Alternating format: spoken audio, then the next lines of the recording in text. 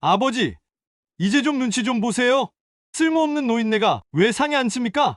추석 아침 제사상 앞 아들 태훈의 목소리가 방 전체를 얼어붙게 만들었습니다. 영수는 차례상에 올린 나무를 젓가락으로 짚다가 손을 멈췄어요.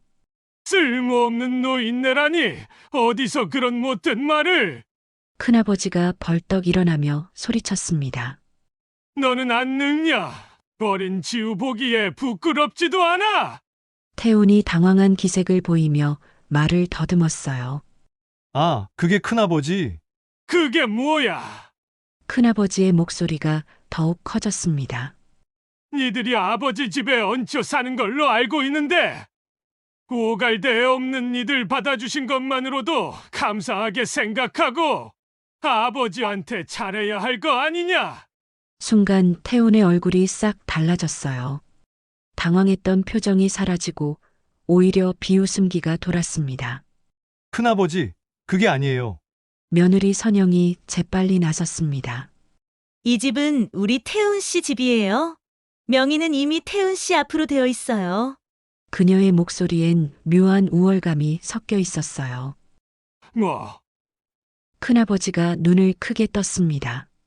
다른 친척들도 술렁이기 시작했어요. 태훈이 가슴을 펴며 말했습니다. 아버지께서 직접 명의를 넘겨주셨어요. 사업자금 지원받으려면 재산이 있어야 한다고 하시면서 말이에요. 영수는 입술을 물었어요. 그때의 기억이 되살아났습니다.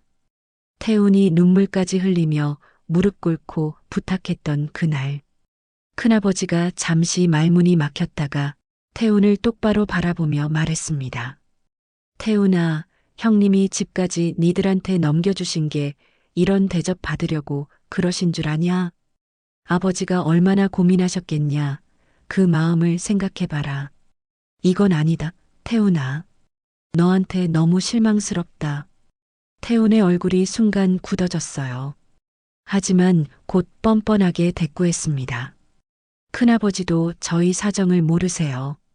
아버지가 요즘 정신이 온전치 못해서 우리가 얼마나 힘든지. 선영이 거들었어요. 밤마다 헛소리 하시고 저희가 정말 힘들어요. 헛소리? 영수가 벌떡 일어났습니다. 내가 언제 헛소리를 했단 말이냐? 또 흥분하시네. 태훈이 한숨을 쉬며 말했어요. 큰아버지, 보세요. 이런 식이에요. 큰아버지의 표정이 착잡해졌어요. 형님의 초라한 뒷모습이 마음을 아프게 했습니다. 평생 허리 굽혀 농사 지으며 살아온 형님이 자식 앞에서 이렇게 무력해 보이는 모습을 보니 가슴이 저려왔어요. 태훈과 선영이 표면적으로는 걱정하는 척하고 있지만 그 속내가 뻔히 보였습니다. 말끝마다 스며 나오는 짜증과 불편함, 형님을 부담스러워하는 기색들이 큰아버지의 눈에는 다 보였어요. 그래도 태훈아, 내 아버지인데. 할아버지, 8살 살 손주 지우가 울먹이며 영수의 팔을 붙잡았어요. 할아버지가 나쁜 게 아니야. 할아버지는 아프지 않아. 지우야, 이리 와. 선영이 아이를 끌어당기며 쌀쌀맞게 말했어요. 어른 이야기에 끼어들지 마. 태훈이 친척들을 둘러보며 말했습니다. 저희도 아버지를 계속 모시고 싶지만 아버지가 계속 이런 식이시면 저희도 힘들어요. 큰아버지가 고개를 저었어요. 아이고, 이게 무슨 일이냐? 하지만 더 이상 강하게 나서지는 못했습니다. 집 명의가 이미 넘어간 상황에서 어떻게 해야 할지 막막했어요. 다른 친척들도 어색한 침묵을 지켰습니다. 누구도 명확한 편을 들기 어려운 상황이었어요. 분위기만 흐리니까 방에 계세요. 선영이 마지막 일격을 가했어요. 명절인데 다들 불편하시잖아요.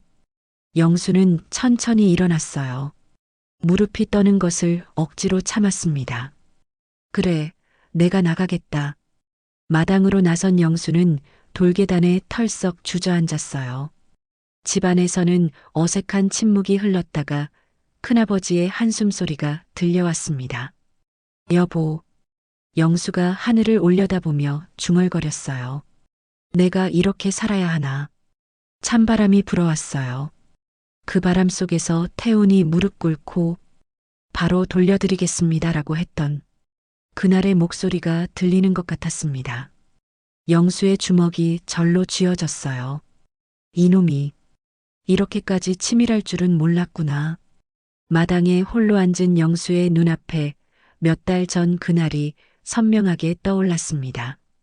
장대비가 내리던 여름밤 대문을 두드리는 소리에 잠에서 깨어났던 그 순간부터 모든 게 시작되었어요. 아버지, 아버지.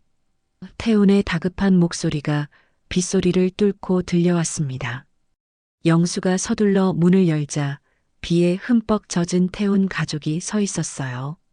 태훈의 얼굴은 헬쑥했고 눈 밑에는 검은 그늘이 짙게 드리워져 있었습니다.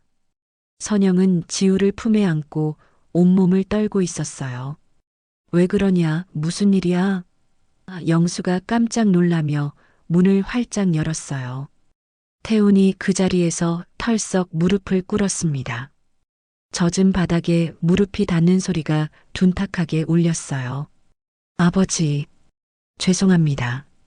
사업이 완전히 망했어요. 집도 경매로 넘어갔습니다. 영수는 귀를 의심했어요. 뭐라고? 경매라니. 선영도 눈물을 뚝뚝 흘리며 무릎을 꿇었습니다. 비에 젖은 머리카락이 얼굴에 달라붙어 있었어요. 아버님, 정말 죄송해요. 저희가 어디 갈 데가 없어요. 친정도 형편이 어렵고. 잠시만, 정말 잠시만 신세 좀 질게요. 부탁드려요. 지우가 할아버지를 보고는 울음을 뚝 멈췄어요. 할아버지. 작은 손으로 영수의 바지춤을 붙잡으며 큰 눈을 깜빡였습니다. 아이의 옷도 비에 젖어 몸에 달라붙어 있었어요. 영수의 가슴이 저려왔습니다. 손주의 창백한 얼굴과 떨리는 작은 몸을 보니 화가 다 사라졌어요. 아이고, 이게 무슨. 그래, 우선 들어와. 감기 들겠다. 아버지. 태훈이 흐느끼며 말했어요. 정말 죄송합니다. 제가 너무 욕심을 부렸나 봐요. 영수는 손주를 먼저 안으로 데리고 들어갔습니다. 지우야, 괜찮다. 할아버지가 있잖아. 아이를 수건으로 닦아주며 다독였어요. 며칠이 지나자 집안 분위기가 완전히 달라졌습니다. 새벽부터 밤까지 조용하던 집이 갑자기 생기가 돌기 시작했어요. 태우는 매일 아침 일찍 나가서 구직 활동을 한다며 분주했고 선영은 집안일을 열심히 도와주었습니다. 아버님, 빨래 다 했어요. 청소도 끝났고요. 선영이 땀을 닦으며 말했어요. 처음 며칠은 정말 열심히 했습니다. 무엇보다 지우가 집안에 활기를 불어넣었어요. 아이의 제잘거리는 목소리와 까르르 웃는 소리가 집 곳곳에 울려 퍼졌습니다. 혼자 살던 영수에게는 새로운 경험이었어요. 할아버지, 구구단 가르쳐줘. 지우가 영수의 무릎에 앉으며 졸랐습니다. 그래, 우리 지우. 이 일은 이가 사. 영수가 손가락을 꼽아가며 가르쳐 주었어요. 아이의 맑은 눈을 보니 가슴이 따뜻해졌습니다. 할아버지는 정말 똑똑해. 지우가 박수를 치며 좋아했어요. 혼자 살다가 갑자기 북적거려지니 때로는 불편하기도 했지만 지우의 천진난만한 웃음소리를 들으면 마음이 또 좋아졌습니다.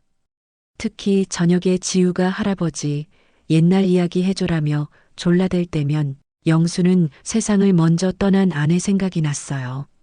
아내도 이런 모습을 좋아했을 것 같았습니다. 저녁상에서 태훈이 깊게 고개를 숙였습니다. 아버지, 정말 감사해요. 이렇게 저희를 받아주시고 자리 잡으면 곧 나가겠습니다. 태훈아, 너무 급하게 생각하지 마라. 이런 일은 천천히 알아보면서 해야 하는 거야. 조급해하면 될 일도 안 된다. 영수가 차분하게 말했어요. 하지만 마음 한구석에는 복잡한 감정이 자리하고 있었습니다. 한 달이 지나자 상황이 미묘하게 바뀌기 시작했어요. 태훈의 표정이 점점 어두워졌고 구직 활동도 잘 안 되는 것 같았습니다. 어느 날 저녁 태훈이 심각한 표정으로 말을 꺼냈습니다. 아버지, 이 동네엔 제가 할 만한 일자리가 정말 없어요. 서울로 가서 사업을 다시 시작해야겠어요. 서울로? 영수가 젓가락을 멈추고 물었어요. 네, 그런데 정말 큰 문제가 있어요.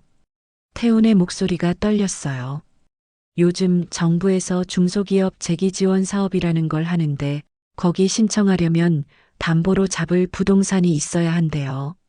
선영이 깊은 한숨을 쉬며 거들었어요. 은행도 마찬가지예요.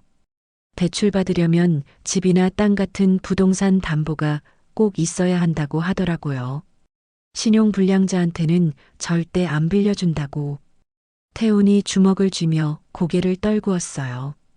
저는 집도 날리고 가진 게 정말 아무것도 없으니까. 어디를 가도 문전박대당해요. 이대로 가면 정말 가족들이 길바닥에 나앉게 될 것 같아요. 영수가 조심스럽게 물었어요. 그럼 어떻게 하려고 하느냐? 태훈이 눈물을 글썽이며 영수 앞에 털썩 무릎을 꿇었어요. 밥상 앞에서 갑자기 절을 하는 아들의 모습에 영수는 깜짝 놀랐습니다. 아버지, 정말 죄송하지만 이 집 명의를 잠시만 제 앞으로 해주실 수 있을까요? 뭐? 영수의 숟가락이 그릇에 떨어졌어요. 정말 잠시만이에요. 태훈이 간절하게 매달렸어요. 사업 자금 받고 사업이 안정되면 바로 돌려드릴게요. 정말 바로요. 아버지, 이게 저의 마지막 기회예요. 이번에 안 되면 정말 끝이에요. 선영도 재빨리 무릎을 꿇었어요. 아버님, 태훈 씨도 다시 일어서야 하지 않겠어요? 지우도 아직 어리고, 저희도 계속 이렇게 빌붙어 살 수는 없잖아요. 자존심도 있고, 영수는 머릿속이 복잡해졌어요. 집은 자신의 전부였습니다. 평생 허리 굽혀 농사 지으며 모은 재산이자 아내와 함께 살았던 추억이 깃든 삶의 터전이었어요. 하지만 아들이 이렇게 무릎 꿇고 매달리는 모습을 보니 마음이 무너져 내렸습니다. 아버지, 제발. 태훈의 목소리가 떨렸어요. 저도 남자인데 이렇게 아버지한테 계속 빌붙어 사는 게 얼마나 부끄러운지 아세요? 빨리 독립해서 떳떳하게 살고 싶어요. 지우한테도 부끄럽지 않은 아빠가 되고 싶고요. 그때 지우가 방에서 나와서 영수의 손을 꼭 잡았어요. 할아버지, 우리 계속 같이 살 수 있어?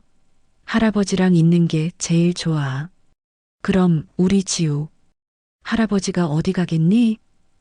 영수가 아이의 머리를 쓰다듬으며 말했어요. 지우의 순수한 눈빛을 보니 더욱 마음이 흔들렸습니다. 태훈이 다시 한번 깊게 머리를 조아렸습니다. 아버지, 정말 6개월만요. 길어도 1년 안에는 꼭 돌려드릴게요. 제 목숨 걸고 약속드려요.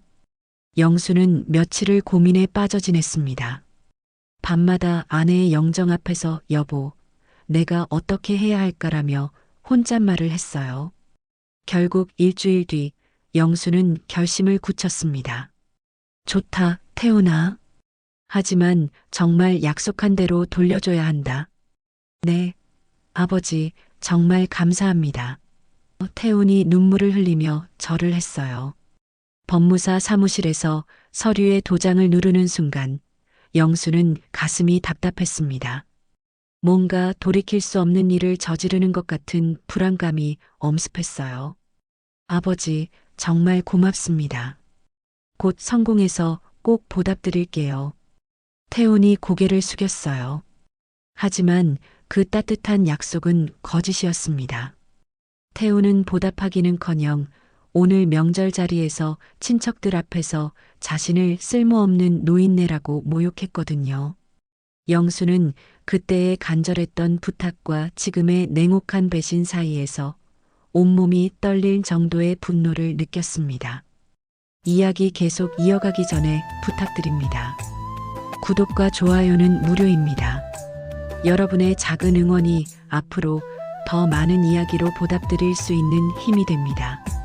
명절 다음 날 아침 일찍 영수는 마을 어귀로 산책을 나섰습니다. 속상한 일이 있으면 늘 이렇게 자신이 사놓은 땅들을 둘러보며 마음을 달랬거든요. 새벽 공기가 차갑게 볼을 스쳤습니다. 농기를 천천히 걸으며 자신의 논밭들을 바라봤어요. 잘 익어가는 벼들이 바람에 살랑살랑 흔들리고 있었습니다. 황금빛으로 물들어가는 벼 이삭들이 아침 햇살을 받아 반짝였어요. 농부는 땅이 전부야. 영수가 깊은 한숨과 함께 혼잣말을 했어요. 평생에 걸쳐 조금씩 모아온 소중한 땅들을 바라보며 마음이 조금씩 진정되는 걸 느꼈습니다. 문득 젊은 시절이 떠올랐습니다. 품삯을 받을 때마다 조금씩 모아서 땅을 샀던 그 시절 말이에요. 처음에는 정말 손바닥만 한 작은 밭 한 떼기였어요. 여보, 이번에 또 작은 밭 하나 샀어.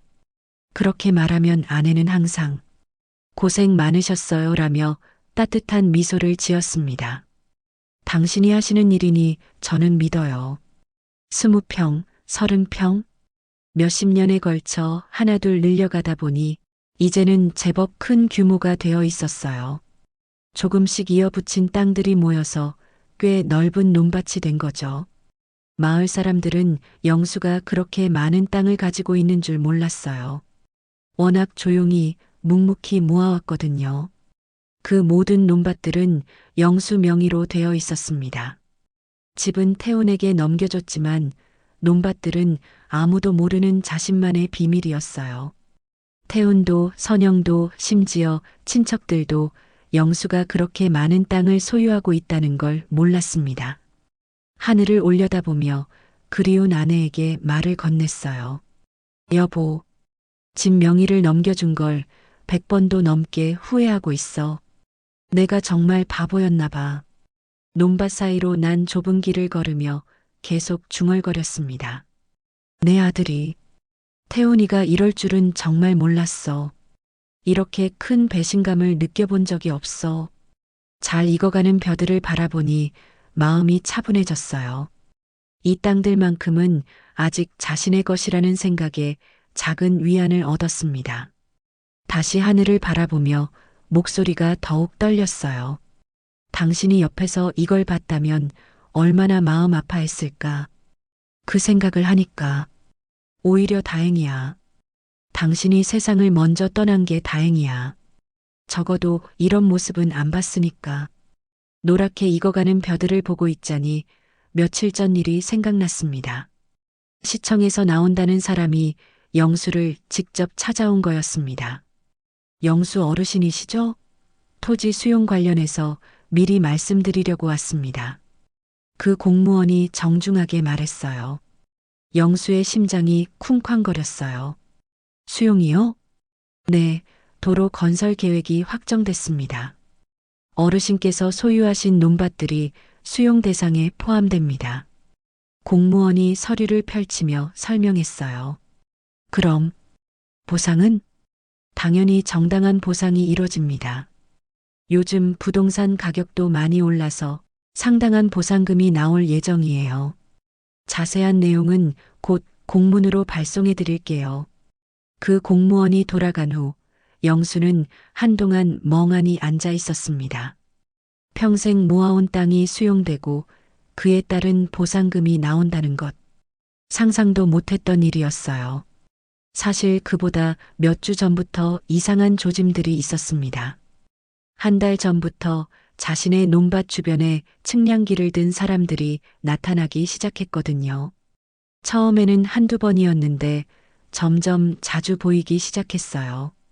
2주 전쯤 영수는 궁금함을 참지 못하고 측량하는 사람에게 다가갔습니다. 저기 뭐 하시는 분들이에요? 아, 도로 계획 때문에 측량 중입니다. 측량사가 간단히 대답했어요.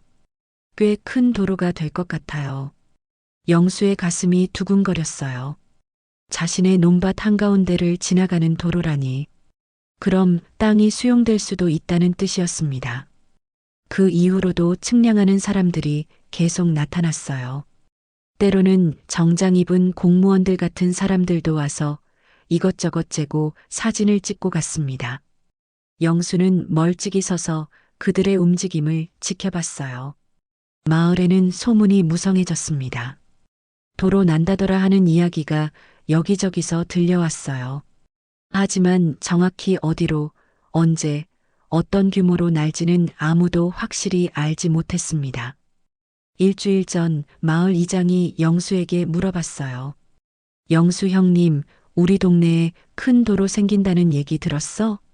글쎄, 나도 듣기는 했는데 정확한 건 모르겠어. 영수가 조심스럽게 대답했어요.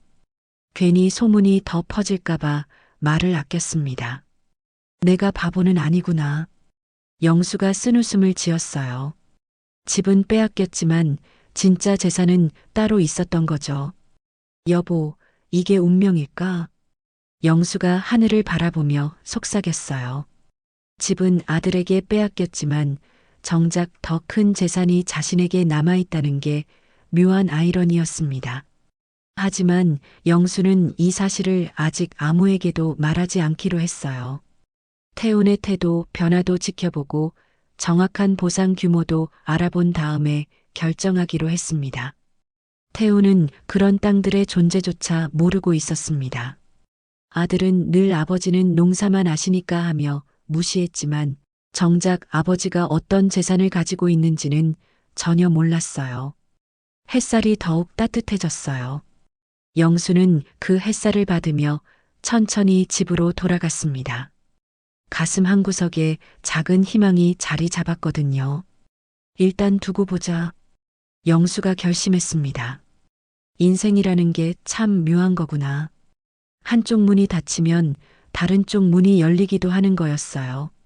집으로 돌아온 영수는 대문을 열며 깊은 숨을 내쉬었습니다. 아침 산책으로 조금 진정됐던 마음이었지만 집에 들어서자마자 다시 무거워졌어요. 거실에서는 태훈과 선영의 목소리가 들려왔습니다.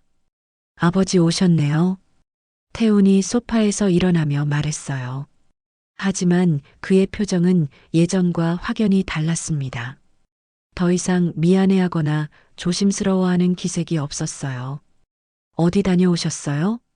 선영이 물었지만 목소리에는 관심보다는 형식적인 인사에 가까웠습니다. 응, 마을 한 바퀴 돌다 왔다. 영수가 간단히 대답했어요. 점심시간이 되자 선영이 밥상을 차렸는데 뭔가 어색했습니다. 평소보다 그릇수가 적어 보였어요. 아버님, 저희는 따로 먹을게요. 선영이 쌀쌀맞게 말했어요.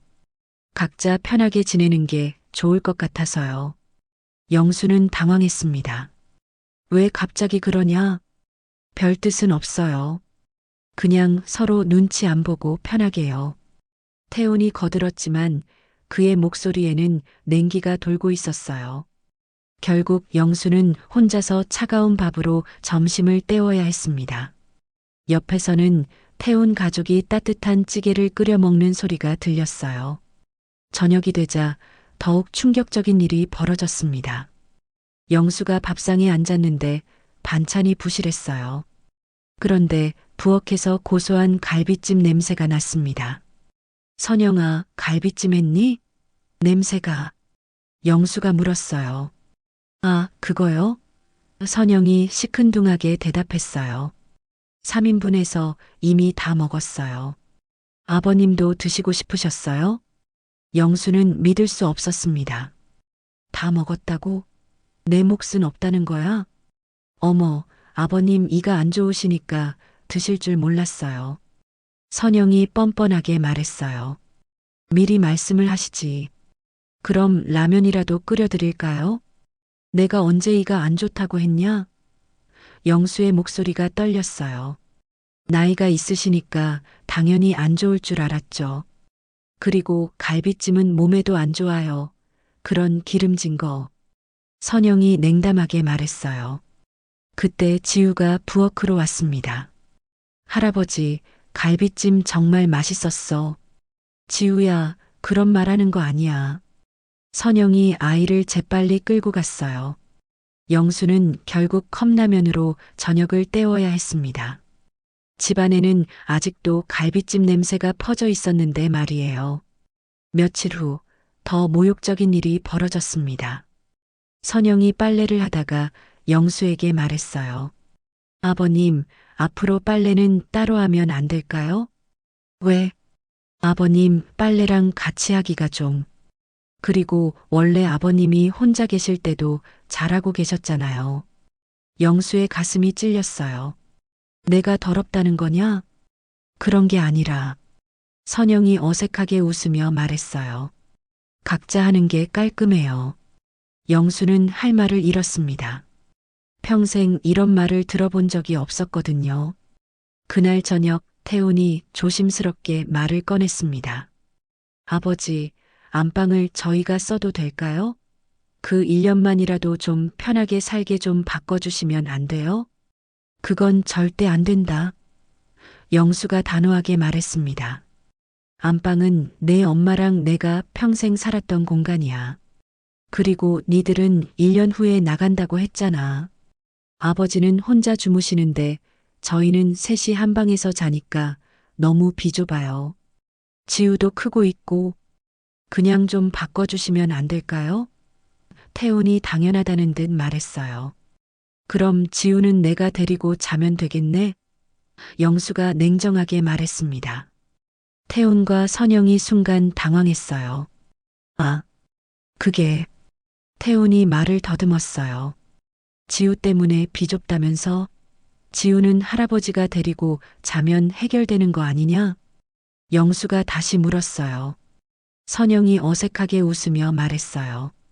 그런 게 아니라 저희도 좀 넓은 공간이 필요해서요.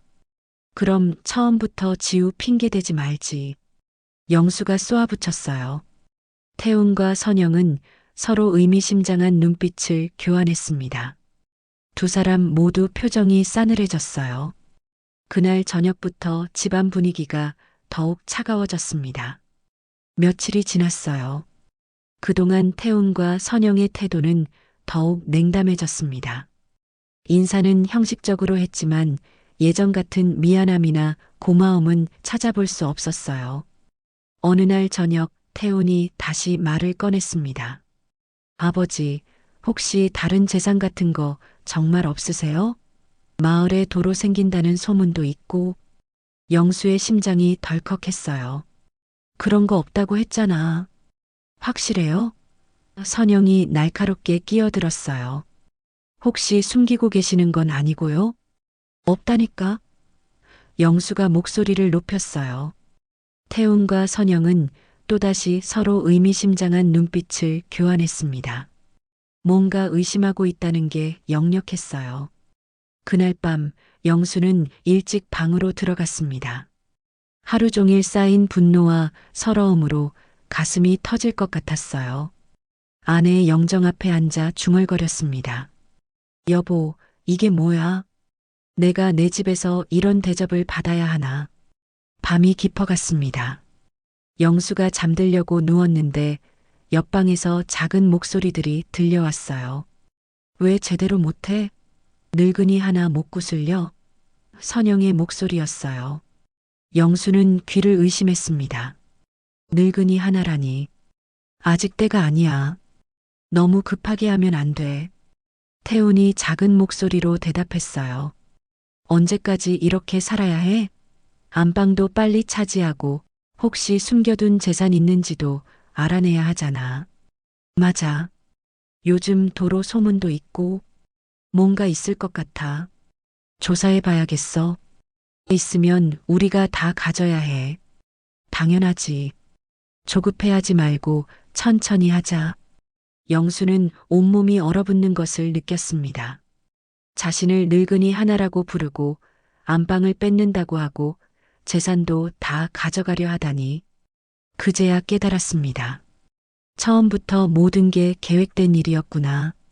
집 잃고 불쌍하다며 무릎 꿇던 것도 눈물 흘리며 매달리던 것도 모두 연극이었던 거구나. 대화가 끝나고 조용해졌어요. 영수는 이불을 머리까지 뒤집어 쓰고 온몸을 떨고 있었습니다. 비에 젖어 찾아와 무릎 꿇던 그날의 모습들이 하나하나 떠올랐어요. 그때의 간절한 눈물도 애원하는 목소리도 모든 게 거짓이었던 거였습니다. 늙은이 하나. 그 말이 계속 귓가에 맴돌았어요. 평생 아들을 위해 허리 굽혀 살아온 자신이 고작 늙은이 하나에 불과했다는 게 믿어지지 않았습니다. 영수는 그날 밤 한잠도 자지 못했어요. 분노와 배신감, 그리고 깊은 서러움으로 가슴이 미어질 것 같았습니다. 하지만 동시에 또 다른 감정도 치밀어 올랐어요. 내가 얼마나 바보였나? 이놈들이 처음부터 나를 우롱할 생각이었구나. 하지만 그때 문득 생각이 났습니다. 아들 부부가 아무리 찾아도 모를 것이 하나 있다는 걸 말이에요. 평생 조용히 모아온 논밭들, 그리고 곧 나올 도로 보상금까지. 너희들이 나를 늙은이 하나라고 두고 보자. 영수가 이를 악물며 다짐했습니다. 내게는 너희들이 평생 상상도 못할 것이 있어. 더 이상 당하고만 있을 수는 없었어요. 이제는 영수도 계획을 세울 때가 왔습니다. 며칠이 흘렀습니다. 그날 밤 아들 부부의 진심을 들은 이후로 영수는 완전히 달라졌어요. 더 이상 미안해하거나 눈치 보지 않았습니다. 오히려 당당하게 자신의 의견을 말했어요. 아버지, 왜 이렇게 변하셨어요? 태훈이 어느 날 짜증을 내며 물었어요. 내가 어떻게 변했다는 거냐? 영수가 냉정하게 반문했습니다. 예전엔 그래도 저희 말 들어주시고 했는데 요즘엔 뭘 말해도 안 된다고만 하시잖아요. 영수는 속으로 웃었어요. 이제 와서 저런 소리를 하다니. 내 집에서 내가 내 의견 말하는 게 이상한 일이냐? 태훈과 선영은 서로 눈빛을 교환했습니다. 뭔가 작전을 바꿔야겠다는 듯한 표정이었어요. 며칠 뒤 태훈이 심각한 얼굴로 영수에게 다가왔습니다. 아버지, 저희가 좋은 곳 하나 알아봤어요. 좋은 곳이라니? 요양원인데 전문가들이 24시간 돌봐드리고 시설도 정말 좋다고 하더라고요. 태훈의 목소리가 걱정스럽게 들렸지만 영수는 그 연기를 이제 알아볼 수 있었어요. 선영도 거들었습니다. 아버님께서 더 좋은 환경에서 전문적인 케어를 받으시면 건강에도 도움이 될 거예요. 내가 내 집 놔두고 어딜 간다는 말이냐? 영수가 단호하게 말했습니다. 니들이야말로 이제 나갈 준비해라. 명의도 다시 돌려주고 말이다. 태훈과 선영이 당황한 표정을 지었어요. 아버지, 그게 무슨 말씀이세요? 1년 안에 나간다고 했잖아. 약속 지킬 생각 없으면 지금 당장 나가라. 아버지, 태훈이 목소리를 높였어요. 저희가 아버지를 위해서 위한다고? 나를 요양원에 처박아 놓는 게 나를 위한다는 거냐? 선영이 억지로 웃으며 말했어요. 아버님, 오해하고 계세요. 저희가 진심으로. 그만해라. 더 이상 듣고 싶지 않다. 영수가 손을 들어 막았어요. 그날 저녁 영수는 일부러 일찍 방으로 들어갔어요. 또 무슨 대화를 나눌지 궁금했거든요. 과연 밤이 되자 예상했던 대화가 들려왔습니다. 완전히 달라졌네. 어떻게 할 거야? 선영의 목소리였어요. 예상보다 까다로워졌어. 태훈이 답했어요. 집 나가라고 하던데? 정말 나갈 거야? 선영이 불안한 목소리로 물었어요. 그럴 순 없지. 이 집은 이제 내 거야. 법적으로도. 태훈이 답했어요. 그럼 어떻게 할 건데? 강제로라도 보내야지. 거리 먼 곳으로 한번 들어가면 잘 못 나오는 곳 말이야. 그런데 말로 해서 안 되면 어떻게 할 거야? 선영이 물었어요. 강제 입원시킬 수도 있잖아. 태훈의 목소리가 들렸어요. 요즘 치매니 뭐니 핑계대면 어렵지 않다더라. 그 순간 영수의 손에서 물컵이 덜컥 떨어졌어요. 바닥에 떨어진 컵이 깨지면서 큰 소리가 났습니다. 뭔 소리야? 태훈의 목소리가 들렸어요. 영수는 급하게 깨진 컵 조각을 주워 담으며 온몸을 떨었어요. 강제 입원이라는 말이 계속 귓가에 맴돌았습니다. 다음 날 아침 지우가 영수에게 다가왔어요. 할아버지, 왜 그래? 어젯밤에 소리 났던데. 영수는 손주의 순진한 얼굴을 보며 애써 미소를 지었어요. 괜찮다, 우리 지우. 할아버지가 컵을 깨뜨렸을 뿐이야. 할아버지, 어디 안 가지? 지우가 갑자기 불안한 표정으로 물었어요. 영수의 가슴이 먹먹해졌어요. 아이가 뭔가 눈치챈 것 같았습니다. 왜 그런 말을 하냐, 지우야. 엄마 아빠가 할아버지 어디 보낸다고. 지우가 작은 목소리로 말했어요. 그때 선영이 나타나서 지우를 끌어당겼습니다. 지우야, 이상한 말 하지 마. 할아버지. 지우가 영수를 바라보며 울먹였어요. 영수는 손주의 모습을 보며 가슴이 저려왔습니다. 순수한 아이마저 이 상황을 눈치채고 불안해하고 있다는 게 안타까웠어요. 하지만 동시에 분노도 치밀어 올랐습니다. 이 순수한 아이 앞에서까지 영수가 이를 악물었어요. 하지만 너희들이 모르는 게 있어. 내게는 아직 숨겨둔 카드가 있다고. 그날부터 영수는 본격적으로 자신만의 계획을 세우기 시작했습니다. 더 이상 당하고만 있을 수는 없었거든요. 며칠 뒤 영수는 마을 노인회관에 나갔습니다. 집에 있으면 태훈 부부의 눈치만 보게 되고 답답한 마음을 달랠 곳이 필요했거든요. 영수 형님, 어떻게 지내세요? 마을 이장 박덕수가 반갑게 인사했어요. 그냥 그렇게 지내지 뭐. 영수가 시큰둥하게 대답했어요. 형님, 아들네는 잘 있어요? 영수는 대답하기 싫었지만 체면상 뭐 그럭저럭이라고 했어요. 그때 옆에 앉아있던 김정호 노인이 불쑥 끼어들었습니다. 영수 형, 그런데 이상한 얘기 하나 들었는데요. 영수가 고개를 돌렸어요. 무슨 얘기? 내 조카가 시청 산업과에서 일하는데 말이에요. 정호가 주위를 둘러보더니 작은 목소리로 말했습니다. 태훈이가 말한 그 정부 사업자금 지원 프로그램 있잖아요. 영수의 심장이 덜컥했어요. 그게 어떻다고? 그런 프로그램이 없다더라고요. 뭐? 영수가 믿을 수 없다는 표정을 지었어요. 정우가 확실하게 말했어요. 조카가 직접 확인해 봤대요. 개인이 집 담보로 사업자금 지원받는 그런 정부 프로그램은 존재하지 않는다고요. 영수는 온몸에 소름이 돋았어요. 그럼 태훈이 한 말이 모두 거짓말이었다는 뜻이었습니다. 그런데 태훈이가 마을 사람들한테 그런 프로그램 받는다고 자랑하고 다녔다면서요? 다른 노인이 끼어들었어요. 맞아, 나도 들었어.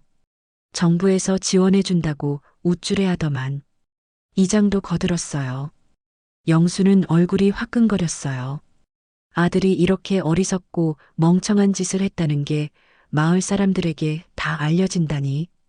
그런 바보 같은 놈이 자신의 아들이라는 것도 창피했고 그런 아들한테 속아 넘어간 자신도 한심했습니다. 내가 어떻게 저런 멍청한 놈을 키웠을까? 영수가 속으로 생각했어요. 그리고 그런 놈한테 내가 속다니. 정우가 조심스럽게 말했어요. 영수 형, 혹시 그 때문에 뭔가 손해본 거는 없으시죠? 영수는 말을 할 수가 없었어요. 집 명의를 넘겨준 얘기를 할 수도 없었고 그렇다고 아무렇지도 않은 척 할 수도 없었습니다. 형님도 참 고생이 많으시네요. 이장이 조심스럽게 말했어요. 영수는 그저 고개만 끄덕였어요. 아들의 어리석음도 그런 아들한테 당한 자신도 다 한심했습니다. 집으로 돌아가는 길에 영수는 분노와 배신감, 그리고 창피함으로 온몸이 떨렸어요. 태훈이 무릎 꿇고 매달리며 했던 말들이 모두 거짓말이었다니. 이놈이 이렇게까지 치밀하게 속일 줄은. 집에 도착한 영수는 태훈을 불렀습니다. 태훈아, 잠깐 이리 와봐. 왜요? 태훈이 귀찮다는 듯 다가왔어요. 사업자금 지원받는다던 그 얘기 말이야. 태훈의 얼굴이 순간 굳어졌어요. 그게 왜요? 그런 프로그램이 애초에 없다던데? 누가 그런 소리를 했어요? 태훈이 당황하며 말을 더듬었어요. 시청 직원이 직접 확인해줬다. 영수가 차가운 시선을 보냈어요. 태훈이 잠시 말문이 막혔다가 급하게 변명을 늘어놓았어요. 아, 그게 프로그램 이름이 바뀌었나 봐요. 저도 정확히 알아보고. 그만해라. 영수가 손을 들어 막았어요. 더 이상 거짓말하지 마. 아버지, 진짜 오해예요. 태훈이 목소리를 높였어요. 오해? 영수가 비웃었어요. 처음부터 나를 속일 작정이었잖아. 영수는 더 이상 태훈의 변명을 듣지 않고 방으로 들어갔어요. 하지만 이제는 그냥 당하고만 있을 생각이 없었습니다. 다음 날 아침 영수는 일찍 집을 나섰어요. 읍내에 있는 법무사 사무실을 찾아갔습니다. 어르신, 어떻게 오셨어요? 이정훈 변호사가 정중하게 맞아주었어요. 영수는 처음에는 말문이 막혔어요. 어떻게 시작해야 할지 모르겠더라고요. 천천히 말씀하세요. 이 변호사가 따뜻하게 말했어요. 영수는 깊은 숨을 들이쉬고 이야기를 시작했습니다. 제 집 명의를 아들에게 넘겨줬는데 언제 넘겨주셨나요? 한석 달 전쯤요. 아들이 나라에서 주는 사업자금 지원받으려면 담보가 필요하다고 해서. 이 변호사가 고개를 끄덕이며 들어주었어요. 그런데 지금은 상황이 어떻게 되셨나요? 사업자금 지원은 거짓말이었어요. 그런 프로그램 자체가 없다고 하더라고요. 아, 그렇다면 사기에 해당할 수 있겠네요. 이 변호사의 표정이 심각해졌어요. 그래서 집을 되돌려 받을 수 있을까요? 이 변호사가 잠시 생각하더니 말했어요. 우선 몇 가지 확인해야 할 게 있어요. 명예 이전할 때 어르신이 강압이나 기망을 당했다는 걸 증명해야 하거든요. 기망이요? 네, 거짓 정보로 속았다는 뜻이에요. 사업자금 지원이 허위라는 게 확실하다면 기망에 해당해요. 영수의 가슴이 두근거렸어요. 그럼 되돌려받을 수 있나요? 증거가 있다면 충분히 가능합니다. 이 변호사가 신중하게 말했어요. 아들분이 허위 사실을 말했다는 증거, 예를 들어 증인이나 기록이 있으면 좋고요. 증인이라면 명예 이전 과정을 지켜본 사람이나 아들분이 거짓말한 걸 들은 사람들이 있으면 됩니다. 영수는 마을 사람들 앞에서 태훈이 자랑하고 다녔다는 걸 떠올렸어요. 변호사님, 시간이 얼마나 걸릴까요? 우선 내용 증명부터 보내서 아들분의 반응을 봐야겠어요. 협의가 안 되면 소송을 해야 하는데 그럼 몇 개월 걸릴 수 있어요. 비용은 얼마나 들까요? 상담료 10만 원, 내용 증명 30만 원, 소송 비용은 200에서 300만 원 정도 예상하시면 됩니다. 영수는 잠시 고민했어요. 적지 않은 돈이었지만 집을 되찾기 위해서라면 감당해야 할 비용이었습니다. 알겠습니다. 일단 내용 증명부터 보내주세요. 좋습니다. 필요한 서류들 준비해 주시고 일주일 후에 다시 오세요. 영수는 법무사 사무실을 나오면서 복잡한 생각에 잠겼어요. 이제야 희망이 보이는군. 하지만 태훈이 내 반응을 어떻게 볼까? 내용 증명 받으면 당황할까? 아니면 더 극단적으로 나올까? 집으로 돌아가는 길에 영수는 다짐했습니다. 그동안 나를 완전히 우습게 봤겠지. 이제 똑똑히 보여줘야겠어. 하지만 진짜 무기는 따로 있다. 논밭 얘기는 아직 모르잖아. 영수는 그날 오랜만에 희망을 품고 집으로 돌아갔습니다. 이제 더 이상 당하고만 있지 않을 거였어요. 며칠 뒤 영수는 변호사와의 약속대로 필요한 서류들을 준비했습니다. 하지만 그 전에 한 가지 더 확인하고 싶은 게 있었어요. 시청에서 토지 보상에 대해 정확히 알아보고 싶었거든요. 영수 어르신, 보상 금액이 확정됐습니다. 공무원이 말했어요. 총 5억 2천만 원 정도 나올 예정입니다. 영수는 놀라서 말을 잃었어요. 상상했던 것보다 훨씬 큰 금액이었습니다. 그런데 혹시 공문 못 받으셨나요? 공무원이 의아해했어요. 벌써 한 달 전에 발송했는데. 영수가 깜짝 놀랐어요. 공문을 한 달 전에요? 네, 댁으로 보냈는데 못 받으셨다고요? 이상하네요. 그 순간 영수는 깨달았습니다. 태훈이가 공문을 가로챘구나. 그리고 진작에 땅과 보상금에 대해 알고 있었구나. 영수는 온몸에 소름이 돋았어요. 그래서 갑자기 요양원 얘기를 꺼낸 거였어. 5억을 노리고 나를 내쫓으려 했던 거야. 처음부터 다 계획이었어. 영수는 그 길로 바로 변호사 사무실로 향했습니다. 변호사님, 아들이 제 토지 보상금까지 노리고 있어요. 5억 2천만 원인데 공문을 한 달 전부터 숨기고 있었습니다. 이정훈 변호사가 고개를 끄덕였어요. 공문을 숨긴다고 해서 아드님이 그 돈을 가져갈 수는 없어요. 토지는 어르신 명의이고 보상금도 어르신 통장으로 들어오니까요. 그럼 괜찮은 건가요? 네, 하지만 아드님이 다른 방법을 시도할 수 있어요. 성년후견인 신청이나 강제 입원 같은 걸로 어르신의 의사 능력을 문제 삼을 수도 있거든요. 그래서 미리 대비해야 합니다. 안 그래도 아들이 얼마 전에 저한테 요양원 얘기를 꺼내더라고요. 이정훈 변호사가 고개를 끄덕였어요. 아, 그렇다면 연결이 되네요. 공문을 보고 보상금을 알았으니까 어르신을 요양원에 보내서 재산 관리를 하려고 했던 거군요. 어떻게 해야 할까요? 우선 내용 증명을 당장 발송하겠습니다.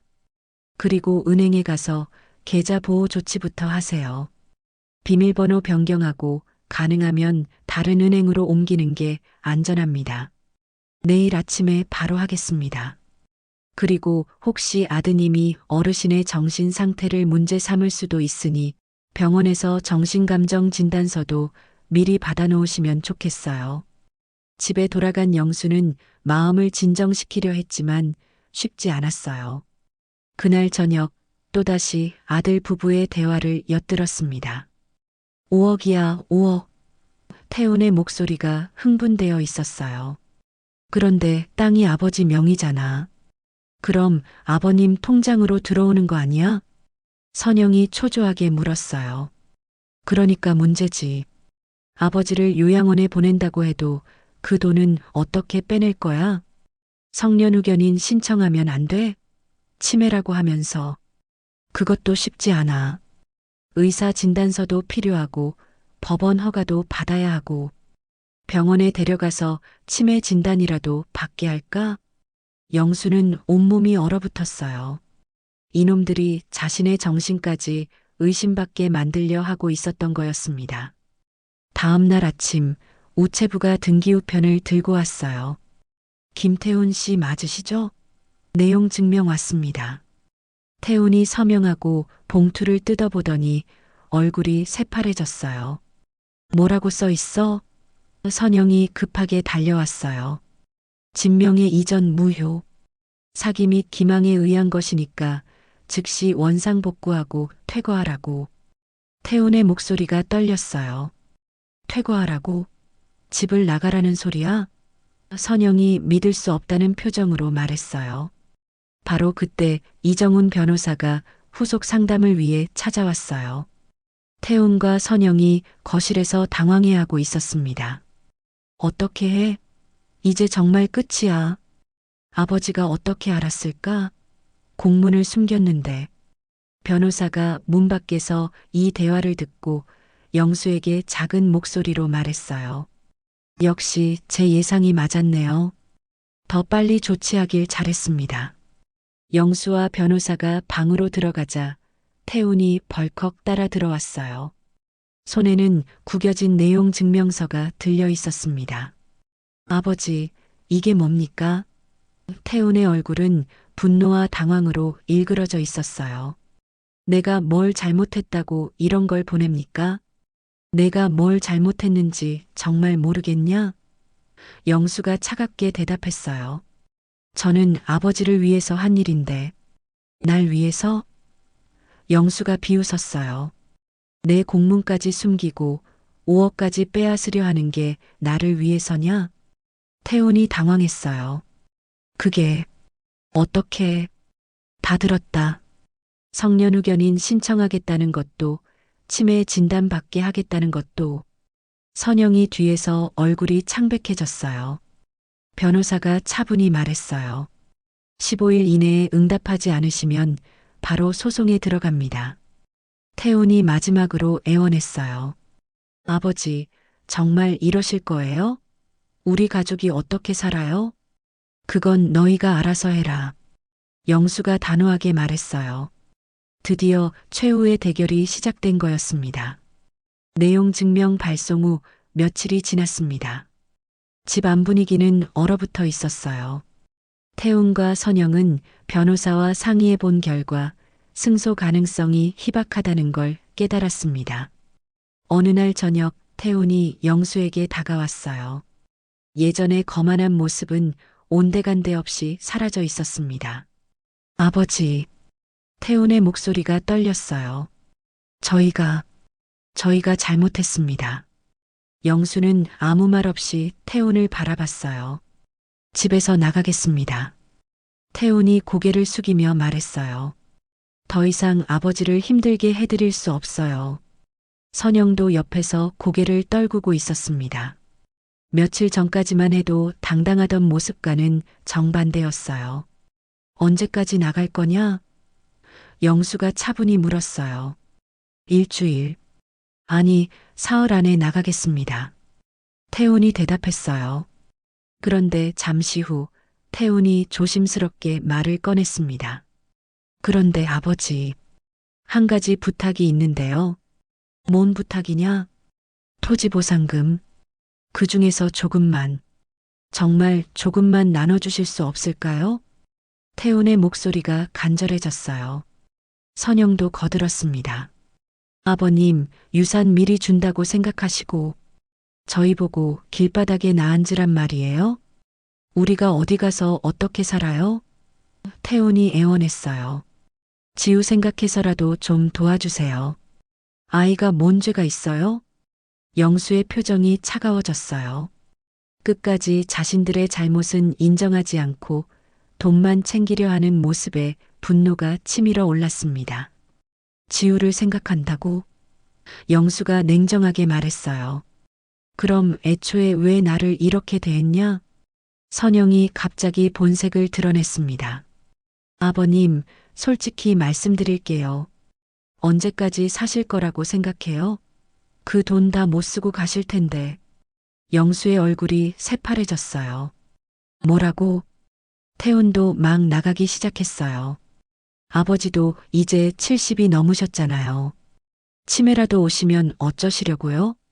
지금 나보고 빨리 죽으라는 소리냐? 영수가 분노에 떨었어요. 선영이 마지막으로 독서를 뱉었어요. 혼자 사시다가 혼자 외롭게 죽으세요. 영수가 천천히 일어섰습니다. 온몸이 떨리고 있었어요. 분노와 실망이 한꺼번에 밀려왔습니다. 그래. 영수의 목소리가 차갑게 울려 퍼졌어요. 이제야 너희 본 모습을 다 보여주는구나. 나한테 잘못했다고 용서를 빌었던 건 돈 때문이었고 지금 이 순간까지도 돈밖에 생각 안 하는구나. 영수가 선영을 똑바로 바라봤습니다. 외롭게 죽으라고? 좋다. 그럼 너희들은 내 돈 한 푼 없이 살아봐라. 태훈이 급하게 말했어요. 아버지, 저희가 너무 흥분해서. 영수가 비웃었어요. 흥분하면 나보고 죽으라고 하는 게 당연하냐? 그게 가족이 할 말이냐? 영수의 목소리가 점점 커졌어요. 70년을 살면서 내 친아들한테서 이런 말을 들을 줄은 몰랐다. 정말 몰랐어. 한 푼도 안 준다. 그리고 당장 나가라. 영수가 지팡이를 들어 올리며 말했어요. 사흘 뒤 태운 가족이 짐을 싸서 집을 나가는 날이었습니다. 마을 사람들이 하나둘 구경을 나왔어요. 저기 영순의 아들이 짐 빼고 있네. 부모 집 빼앗으려다 망신당했다더만. 자업자득이지 뭐. 지우만 홀로 영수에게 다가왔어요. 할아버지, 지우 여기서 못 살아요? 영수는 손주를 바라보며 가슴이 아팠습니다. 지우야, 할아버지가 미안하다. 언젠가 다 알게 될 거야. 할아버지, 보고 싶을 거예요. 지우가 눈물을 글썽이며 말했어요. 할아버지도 지우가 제일 보고 싶을 거야. 영수가 아이의 머리를 쓰다듬었어요. 트럭에 짐을 다 실은 태운 가족이 마을을 떠났습니다. 영수는 대문 앞에서 그들의 뒷모습을 지켜봤어요.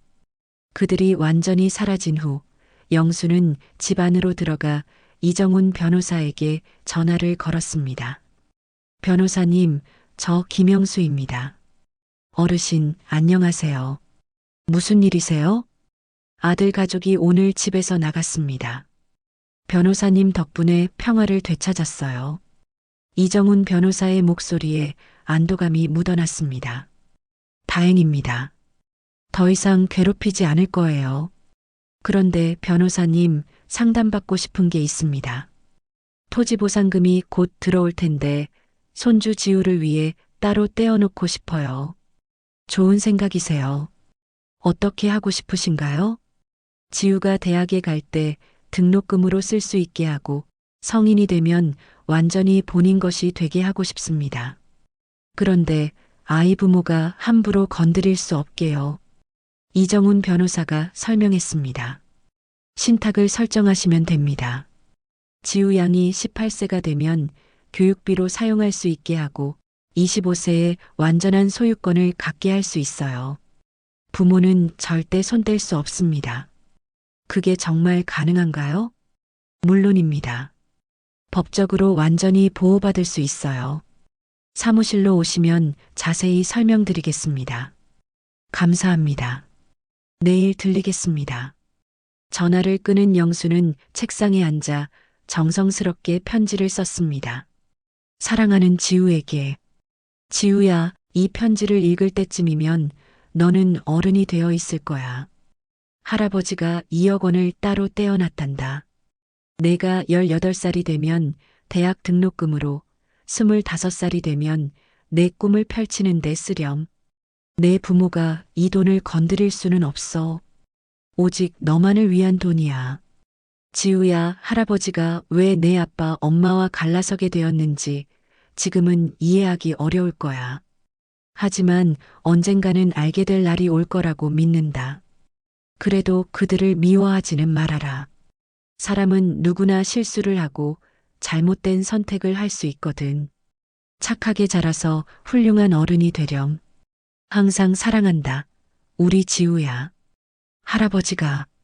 며칠 후 은행에서 연락이 왔습니다. 어르신, 토지보상금 5억 2천만 원이 입금됐습니다. 영수는 통장을 들여다보며 믿을 수 없다는 표정을 지었어요. 평생 이런 큰 돈을 본 적이 없었습니다. 그날 오후 영수는 마을 경로당을 찾아갔어요. 이장님, 경로당 시설 개선하려면 얼마나 들까요?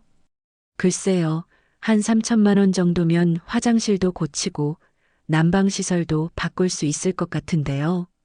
왜 그러세요? 제가 기부하려고 합니다. 영수가 말했어요. 정말요? 이장의 눈이 커졌어요. 마을 사람들이 하나둘 모여들었어요. 영수의 기부 소식을 듣고 모두 감탄했습니다. 며칠 후 집으로 돌아온 영수는 혼자 마루에 앉아 있었어요. 넓은 집이 조용했습니다. 하지만 더 이상 무력감이나 외로움은 느껴지지 않았어요. 여보, 영수가 아내 영정을 바라보며 말했어요. 이제야 마음이 편해졌어. 지우는 보고 싶지만 언젠가 그 아이가 다 이해할 날이 올 거야. 저녁 무렵 영수는 마을 어귀로 산책을 나갔습니다. 자신의 논밭이 있던 자리에는 이미 도로 공사가 시작되고 있었어요. 이제 새로운 시작이구나. 영수가 혼잣말을 했어요. 마을로 돌아오는 길에 영수의 발걸음이 가벼웠습니다.